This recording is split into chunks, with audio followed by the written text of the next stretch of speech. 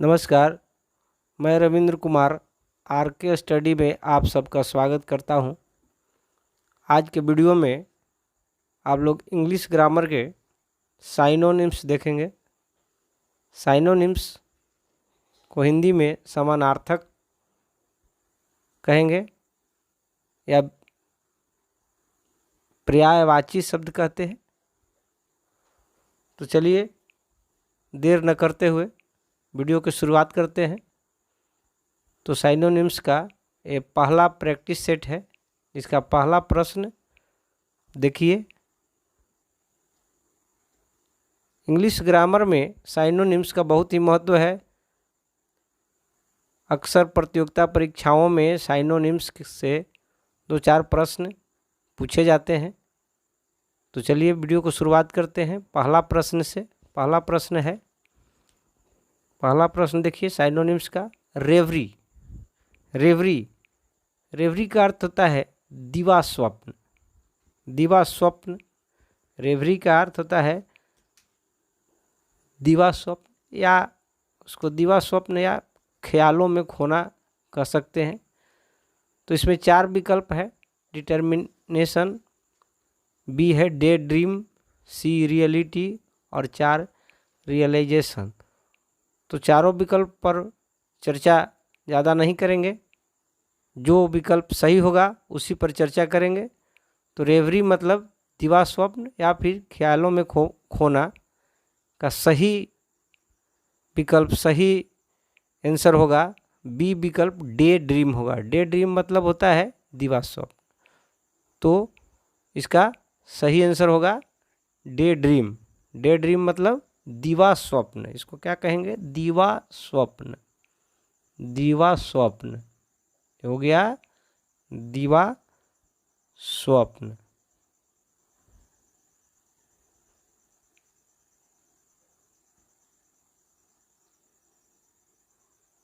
गलत हो गया, दिवा स्वप्न। या चलिए देखिए गलत लिखा गया है, दिवा स्वप्न। ठीक है, दिवा स्वप्न हो गया। तो रेवरी मतलब याद रखिएगा दिवा स्वप्न। जो साइनोनिम्स ये समानार्थक शब्द है, तो जो प्रश्न का जो अर्थ होगा वही विकल्प का जो ए बी सी डी, जिस विकल्प में वही अर्थ होने वाला जो शब्द होगा उसी को आंसर लिखेंगे।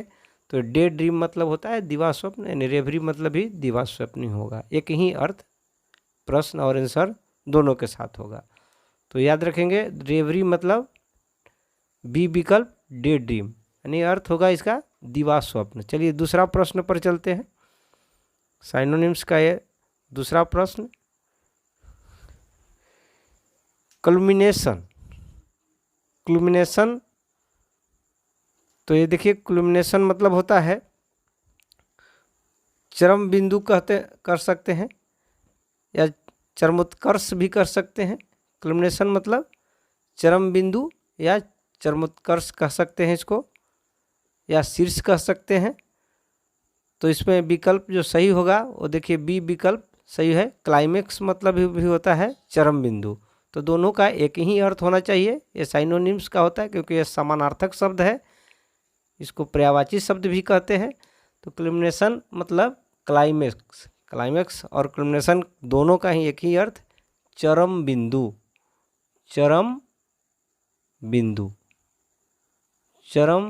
बिंदु। तो चलिए तीसरा प्रश्न पर चलते हैं। तीसरा प्रश्न देख लेते हैं। इनक्लीमेंट। देखिए तीसरा प्रश्न है इनक्लीमेंट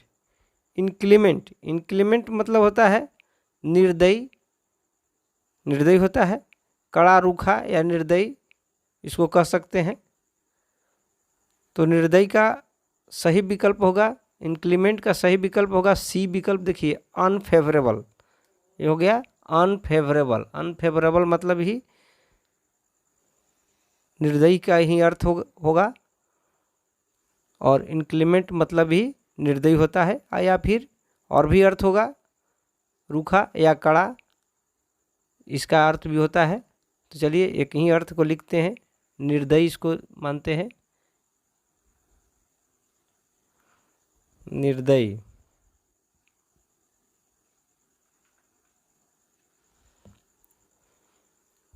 तो चौथा प्रश्न पर चलते हैं। साइनोनिम्स का ये प्रैक्टिस सेट पहला है, फर्स्ट है। इसका चौथा प्रश्न देखिए, पोइग्नेंट। पोइग्नेंट पोइग्नेंट मतलब होता है दुखद, मार्मिक या हृदय विदारक, जिसको कह सकते हैं। और इसका सही विकल्प होगा, देखिए बी है, सैड। सैड मतलब भी दुखद होता है, मार्मिक होता है, तो इसे दुखद कह सकते हैं, मार्मिक भी कह सकते हैं। दुखद, दुखद या मार्मिक भी होगा। तो चलिए पांचवा प्रश्न पर चलते हैं। पांचवा प्रश्न को देखते हैं। पांचवा प्रश्न है जेनियल। देखिए जेनियल, जेनियल मतलब होता है हार्दिक या हंसमुख कह सकते हैं, रुचिकर कह सकते हैं। तो ये हार्दिक जिसको कहेंगे, और इसका सही विकल्प ए है, कॉर्डियल। कॉर्डियल मतलब हार्दिक, हार्दिक हो गया, हार्दिक। तो दोनों का प्रश्न और विकल्प दोनों का एक ही अर्थ होगा, इसीलिए साइनोनिम्स को समानार्थक शब्द के लिए समान अर्थ देने वाला समानार्थक शब्द होता है साइनोनिम्स। तो छठा प्रश्न पर चलते हैं। छठा प्रश्न को देखिए। छठा प्रश्न क्वेरुलस। क्वेरुलस, देखिए क्वेरुलस है। क्वेरुलस मतलब होता है शिकायती, शिकायत करना। क्वेरुलस मतलब शिकायत करना। तो देखिए सी विकल्प सही है, कंप्लेनिंग। कंप्लेन मतलब भी शिकायत करना होता है, तो ये सी विकल्प सही होगा। क्वेरुलस मतलब शिकायत करना, और सी विकल्प कंप्लेनिंग मतलब शिकायत करना। तो शिकायत, शिकायती या शिकायत कहिए, शिकायती, शिकायती। तो याद रखेंगे हिंदी में भी शिकायती, यानी क्वेरुलस मतलब कंप्लेनिंग, शिकायती। चलिए सातवां प्रश्न पर चलते हैं। सातवां प्रश्न को देखते हैं। सातवां प्रश्न अक्रू। अक्रू, अक्रू मतलब होता है संग्रह करना, प्राप्त करना। तो अक्रू का विकल्प होगा, ए विकल्प है, एक्यूमुलेट। एक्यूमुलेट मतलब भी संग्रह करना होता है, और अक्रू मतलब संग्रह करना। तो इसका सही विकल्प होगा एक्यूमुलेट, मतलब संग्रह करना, संग्रह करना। ये होगा संग्रह करना, संग्रह करना।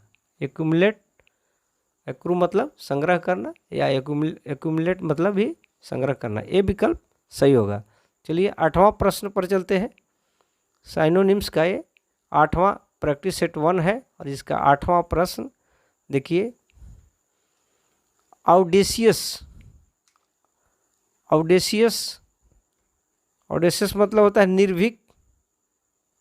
तो इसको ऑडेशियस मतलब निर्भीक। तो देखिए सी विकल्प सही है, सी विकल्प बोल्ड। बोल्ड मतलब भी निर्भीक, तो ये सी विकल्प सही होगा, बोल्ड।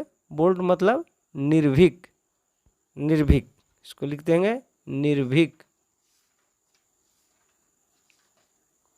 हो गया निर्भीक। तो ऑडेशियस मतलब निर्भीक होता है, और सी विकल्प बोल्ड है, देखिए उसका भी अर्थ होता है निर्भीक। तो चलिए नवां प्रश्न पर चलते हैं। साइनोनिम्स का ये पहला प्रैक्टिस सेट है, इसका नवां प्रश्न देखिए, पेरिलस। यहाँ है पेरिलस। पेरिलस मतलब जोखिम, खतरनाक। तो इसका सही विकल्प होगा हजार्डस। हजार्डस मतलब भी जोखिम और खतरनाक होता है, तो दोनों का अर्थ एक ही है। पेरिलस मतलब भी है जोखिम या खतरनाक, जिसको कह सकते हैं। तो हजार्डस मतलब भी वही होता है जोखिम, इसको जोखिम कह सकते हैं, जोखिम, जोखिम या खतरनाक भी कह सकते हैं। तो चलिए नवा प्रश्न को पर चलते हैं। नवा प्रश्न को देखते हैं, इरूडाइट।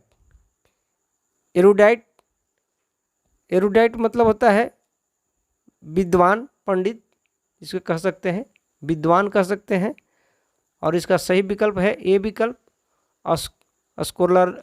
स्कॉलरली है, स्कॉलर से स्कॉलरली हो गया यानी विद्वान। तो एरुडाइट मतलब ही विद्वान होता है और स्कॉलरली मतलब ही विद्वान होता है। तो ये समानार्थक शब्द चल रहा है, साइनोनिम्स, जिसका प्रश्न और विकल्प में एक ही अर्थ होने वाला शब्द होगा, वही आंसर होगा। तो चलिए इसको लिखते हैं विद्वान। स्कॉलरली मतलब विद्वान, विद्वान। चलिए 11वां प्रश्न पर चलते हैं। 11वां प्रश्न को देखते हैं। 11वां प्रश्न को देख लेते हैं। डेल्यूज, डेल्यूज, डेल्यूज है, डेल्यूज मतलब जल प्रलय, जल प्रलय जिसको कह सकते हैं, बाढ़ कह सकते हैं। अगर डेल्यूज मतलब बाढ़ आ जाना, जल प्रलय जिसको कह सकते हैं। तो सी विकल्प देखिए फ्लड है, तो फ्लड मतलब ही बाढ़ होता है, तो इसको बाढ़ कह सकते हैं या जल प्रलय भी कह सकते हैं। तो इसको हम बाढ़ लिख देते हैं, बाढ़ है। डेल्यूज मतलब बाढ़ या फिर सी विकल्प फ्लड, फ्लड मतलब बाढ़। तो चलिए 12वां प्रश्न पर चलते हैं। 12वां प्रश्न है एडवर्सरी। देखिए यहाँ एडवर्सरी है, एडवर्सरी मतलब प्रतिद्वंदी या प्रतिवादी कह सकते हैं। तो ओपोनेंट मतलब ही सी विकल्प देखिए, ओपोनेंट, ओपोनेंट मतलब ही प्रतिद्वंदी होता है या प्रतिवादी कह सकते हैं, विरोधी कह सकते हैं। तो ओपोनेंट होगा, इसको विरोधी कह सकते हैं। एडवर्सरी मतलब विरोधी या प्रतिवादी, विरोधी, विरोधी, विरोधी या प्रतिवादी या प्रतिद्वंदी भी कहा जा सकता है। तो एडवर्सरी मतलब ओपोनेंट, सी विकल्प सही होगा। तो चलिए 13वां प्रश्न पर चलते हैं। 13वां प्रश्न को देखते हैं। प्रेपोंडरेंस, देखिए प्रीपोंडरेंस, प्रीपोंडरेंस मतलब होता है प्रचुरता, प्रीपोंडरेंस। तो प्रीपोंडरेंस मतलब होता है प्रचुरता। तो इसका सही विकल्प होगा बी, सही विकल्प होगा डोमिनेंस। डोमिनेंस मतलब ही होता है प्रचुरता, तो बी विकल्प सही होगा, प्रचुरता, प्रचुरता।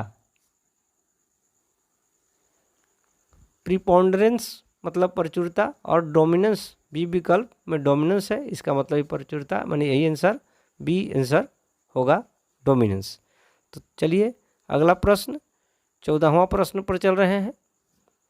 साइनोनिम्स का प्रैक्टिस सेट 1 देख रहे हैं।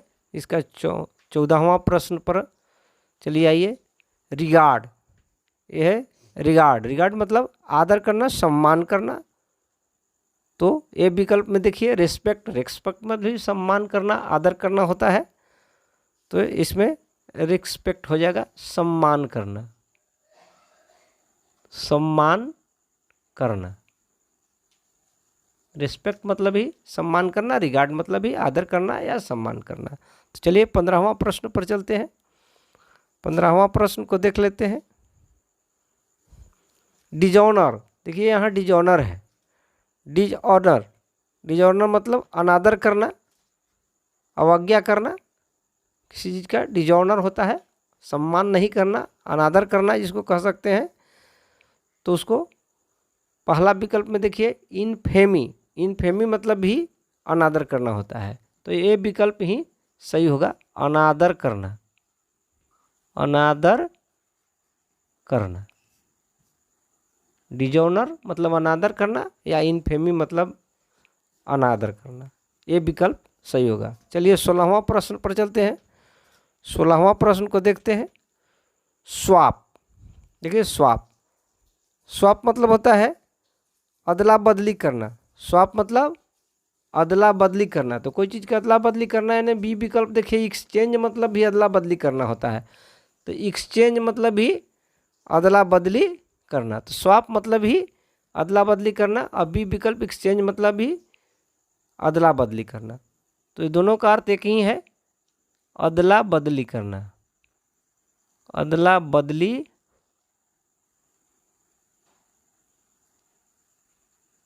करना।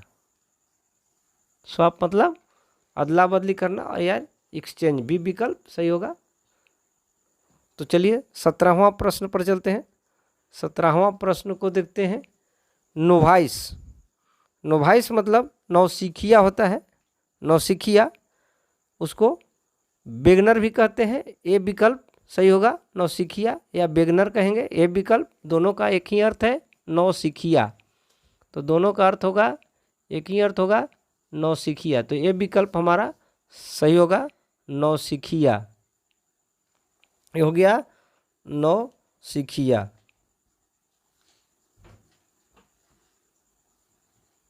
नौसिखिया, तो ये विकल्प बेगनर सही होगा। नोवाइस मतलब नौसिखिया, बेगनर मतलब भी नौसिखिया। तो चलिए 18वां प्रश्न पर चलते हैं। 18वां प्रश्न को देखते हैं। प्रूडेंट, प्रूडेंट, यहाँ देखिए प्रूडेंट, प्रूडेंट मतलब होता है बुद्धिमान। तो बुद्धिमान, प्रूडेंट मतलब बुद्धिमान। तो ये विकल्प यहाँ देखिए सही है। वाइज, वाइज मतलब भी बुद्धिमान ही होता है। तो यहाँ होगा बुद्धिमान, बुद्धिमान। ये वाइज मतलब भी बुद्धिमान ही होगा। तो हमारा प्रूडेंट मतलब बुद्धिमान या वाइज मतलब बुद्धिमान, ये विकल्प सही होगा। तो चलिए 19वां प्रश्न पर चलते हैं। ये साइनोनिम्स का पहला प्रैक्टिस सेट है, जिसका 19वां प्रश्न देखिए। 19वां प्रश्न है आइडिया। आइडिया मतलब होता है तरीका, विचार, इसको कह सकते हैं विचार। और इसका देखिए बी विकल्प सही होगा, नेशन। नेशन मतलब ही विचार होता है, नेशन मतलब ही देखिए विचार होता है। तो इसको भी तरीका कह सकते हैं, विचार कह सकते हैं, धारणा भी कह सकते हैं। तो आइडिया मतलब विचार। हम एक ही हिंदी में अर्थ लिख रहे हैं, इसके बहुत सारे अर्थ भी होते हैं, हिंदी में भी बहुत सारे अर्थ है, तो अंग्रेजी में भी साइनोनिम्स का कई अर्थ होते हैं। तो आइडिया मतलब विचार, धारणा इसको कह सकते हैं। तो नेशन बी विकल्प सही होगा। तो चलिए 20वां प्रश्न पर चलते हैं। 20वां प्रश्न इंटरग्रेशन। देखिए इंटरग्रेशन, इंटरग्रेशन मतलब होता है समेकन, समेकित करना, यूनाइट करना, किसी चीज़ को एकत्रित कर देना, एक साथ कर देना। तो इंटरग्रेशन मतलब होगा, देखिए यहाँ बी विकल्प यूनिटी। देखिए यूनिटी हो गया, यूनिटी मतलब समेकन या एकत्रित करना कह सकते हैं। यहाँ लिख देते हैं समेकन, समेकन हो गया, समेकन। इंटरग्रेशन मतलब समेकन, यूनिटी मतलब भी समेकन या एकत्रित करना, एक साथ करना। तो चलिए 21वां प्रश्न पर चलते हैं। 21वां प्रश्न को देखते हैं। विंडिक्टिव, विंडिक्टिव देखिए, विंडिक्टिव मतलब होता है प्रतिशोधी या ईर्ष्यालु कह सकते हैं, द्वेषी कह सकते हैं। तो प्रतिशोधी जिसको कह सकते हैं या ईर्ष्यालु कह सकते हैं, इसका देखिए सी विकल्प सही होगा, स्पाइटफुल। देखिए सी विकल्प स्पाइटफुल होगा। इसके अर्थ भी ईर्ष्यालु या प्रतिशोधी इसको कहते हैं, प्रतिशोधी, प्रतिशोधी या ईर्ष्यालु भी कह सकते हैं। तो ये हो गया प्रतिशोधी। विंडिक्टिव मतलब प्रतिशोधी, सी विकल्प, स्पाइटफुल मतलब भी प्रतिशोधी, यानी सी विकल्प सही होगा। चलिए 22वां प्रश्न पर चलते हैं। 22वां प्रश्न को देखते हैं। 22वां प्रश्न प्रोग्नोसिस, प्रोग्नोसिस, यहाँ देखिए प्रोग्नोसिस, प्रोग्नोसिस मतलब होता है रोग की पहचान या रोग निदान जिसको कह सकते हैं। तो रोग की पहचान, तो इसमें देखिए पहला ही विकल्प सही होगा, डायग्नोसिस। देखिए डायग्नोसिस मतलब भी होता है रोग की पहचान। डायग्नोसिस मतलब रोग की पहचान। तो प्रोग्नोसिस मतलब ही रोग की पहचान, और ए विकल्प डायग्नोसिस मतलब ही रोग की पहचान, यानी ये विकल्प सही होगा, क्योंकि ये साइनोनिम्स है, समानार्थक शब्द है। जो प्रश्न का जो शब्द है उसका अर्थ और उत्तर विकल्प का जो अर्थ होगा एक ही अर्थ होना चाहिए, तो वही सही होगा। तो प्रोग्नोसिस मतलब रोग की पहचान, और ये विकल्प में देखिए डायग्नोसिस मतलब ही रोग की पहचान, यानी ये विकल्प सही होगा। तो चलिए 23वां प्रश्न पर चलते हैं। 23वां प्रश्न डिस्क्रिमिनेट। 23वां प्रश्न है डिस्क्रिमिनेट। डिस्क्रिमिनेट मतलब पृथक करना, भेद करना।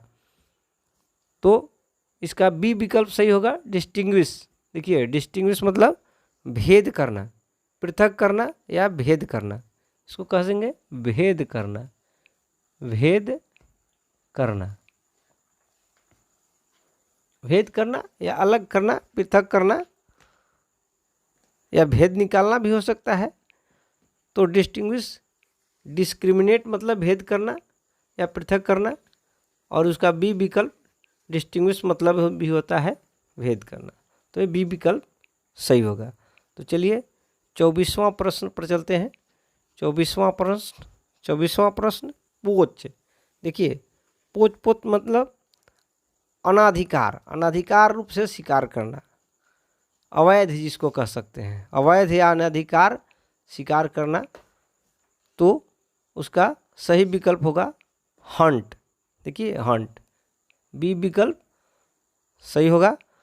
अनाधिकार जिसको या अवैध शिकार करना जिसको कह सकते हैं, अनाधिकार शिकार करना, अनाधिकार,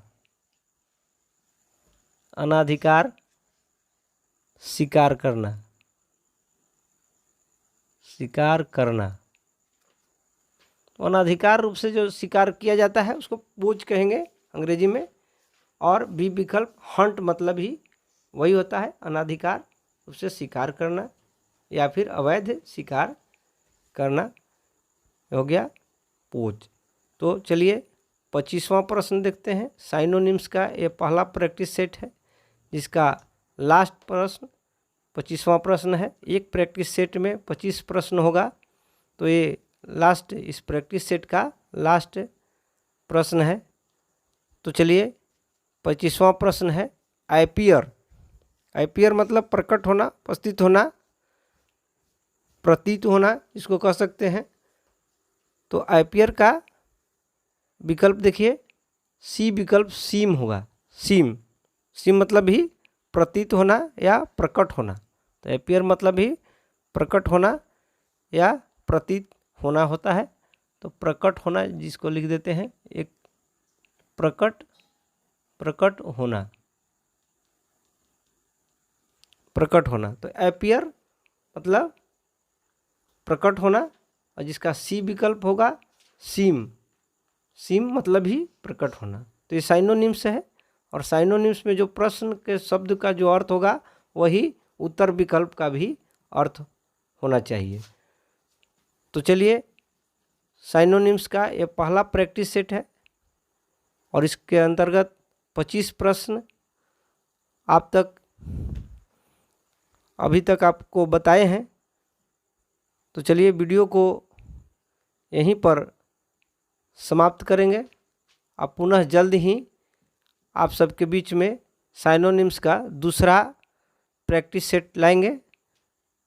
तो यदि हमारा वीडियो अच्छा लग रहा है तो लाइक करें, कमेंट करें, शेयर करें, और चैनल पर आरके स्टडी चैनल पर अगर नए हैं तो चैनल को सब्सक्राइब करें। वीडियो देखने के लिए आप सबको बहुत बहुत धन्यवाद।